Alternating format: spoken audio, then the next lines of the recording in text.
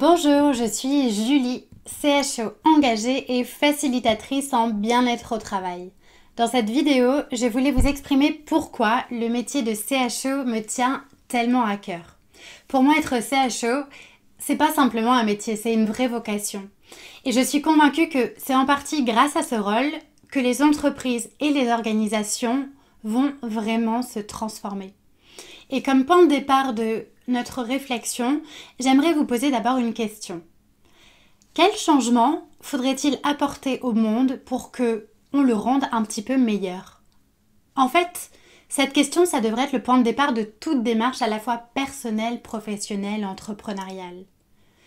Quel changement faudrait-il apporter au monde pour le rendre un peu meilleur?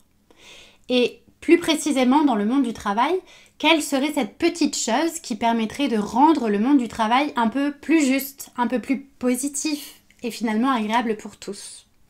Peut-être que le monde du travail serait meilleur si les salariés apprenaient à mieux communiquer, à mieux collaborer et coopérer. Peut-être qu'il serait meilleur si les managers apprenaient à connaître réellement chaque personne de leur équipe pour explorer les bons leviers de motivation et d'engagement. Peut-être que le monde du travail serait meilleur si les dirigeants portaient une vraie vision éthique de leur entreprise dominée par autre chose que le simple appât du gain. Peut-être qu'il serait meilleur si chacun apprenait à mieux se connaître et à être vraiment responsable de son propre épanouissement au travail. Bref, en tout cas, force est de constater qu'on est loin de tout ça. Le monde du travail, il va mal. C'est un fait. Le monde du travail va mal. Alors, quand on réalise que finalement, on passe tout de même près de 3/4 de notre vie au travail, près de 80 000 heures, moi je trouve que c'est quand même essentiel de se demander réellement pendant tout ce temps qu'est-ce qu'on veut vraiment vivre dans nos journées de travail. Et bien souvent, je pose la question aux gens, est-ce que vous avez envie d'être malheureux au travail ? Est-ce que vous avez envie de vous rendre finalement sur votre lieu de travail avec la boule au ventre, vous sentir stressé, angoissé, frustré? Bien évidemment que non. J'imagine que la réponse est non pour 100% des gens. Personne ne veut être malheureux au travail. Alors, pourquoi est-ce qu'on continue à s'infliger de la souffrance dans notre quotidien professionnel? Moi, personnellement, ça ne me fait pas peur d'utiliser le terme bonheur au travail. Parce que tout ce que l'on fait dans la vie, in fine, c'est pour être heureux. Mais le problème, c'est que le bonheur, une aspiration quand même fondamentale de l'être humain, ne semble encore pas être la priorité de suffisamment de personnes. Le problème, c'est que si vous parlez de bonheur au travail, il est probable que la majorité des gens et des organisations auxquelles vous vous adresserez vous diront soit qu'ils n'en ont rien à faire, qu'ils ont d'autres priorités, peut-être qu'ils vous diront qu'ils sont complètement sceptiques face à la question du bonheur au travail ou qu'ils sont carrément opposés à cette cause. Alors, dans tout ça, qui va prendre soin des personnes dans les organisations? Je vous le demande. Qui va s'assurer que même s'il y a des objectifs de croissance, de résultats, s'il y a de la pression au travail, des problèmes de communication entre les personnes et j'en passe, qui va s'assurer dans toute cette jungle que malgré tout, les personnes vont bien?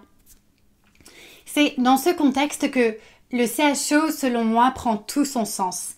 C'est en tout cas ma conviction. Le Chief Happiness Officer, il est là pour continuer à nourrir ce lien entre les personnes, vital au bien-être de chacun.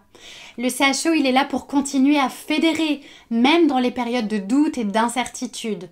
Il est là aussi pour rappeler que chacun a un pouvoir d'action sur ce qu'il a envie de vivre. Rappeler les bienfaits de choses comme la gratitude et la reconnaissance.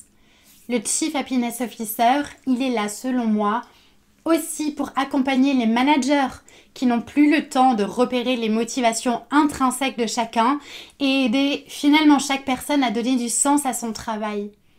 Le CHO est là aussi lorsque le pôle RH ne peut plus tout absorber de par la multitude de tâches qui lui incombent déjà.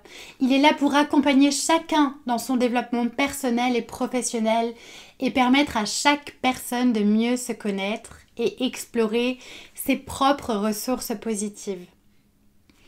Si le CHO n'est pas là pour impulser ce positif dans le monde du travail et permettre finalement à chacun à sa mesure d'en faire autant, alors qui va le faire ? Si le CHO n'est pas là pour faire prendre conscience aux entreprises que on ne fait pas de croissance en rendant les gens malheureux, alors qui le fera ?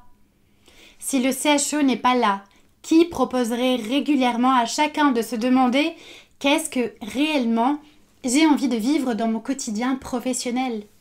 Et qu'est-ce que j'ai envie de faire vivre aux autres ? Si le CHO était finalement cette petite chose qui permettrait de rendre ce monde du travail un peu plus juste, un peu plus positif et agréable pour tout le monde. Au fond, qu'est-ce que ça nous coûte d'y croire ? Qu'est-ce qu'on a à perdre ? Rien, on a tout à gagner. Le monde il bouge, mais il ne bouge pas suffisamment. Il est temps que le monde change réellement. Il est temps de se mettre en mouvement. Et ma vision, c'est que le Chief Happiness Officer est un acteur incontestable de ce changement, de cette mise en mouvement. Il est un catalyseur de positif.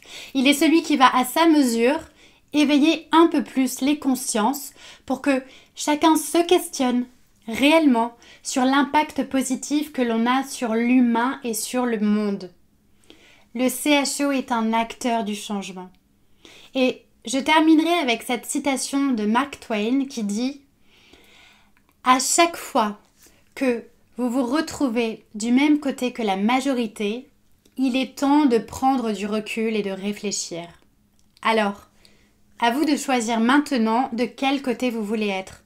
À vous de choisir ce que vous voulez nourrir dans votre quotidien professionnel et personnel. À vous de réfléchir à ce que vous voulez vraiment incarner. Pour ma part, vous savez, le choix est fait. N'hésitez pas à me partager en commentaire votre vision du Chief Happiness Officer et si vous voulez m'aider à démocratiser ce rôle pour que le CHO soit un vrai vecteur de changement dans le monde du travail, je vous invite à liker la vidéo et la partager tout autour de vous. Dernière petite chose avant de nous quitter, je vous invite à vous abonner à la chaîne pour ne pas manquer les prochaines vidéos. Merci encore d'avoir suivi cette vidéo jusqu'au bout. Je vous dis à très vite dans le monde de la génération CHO.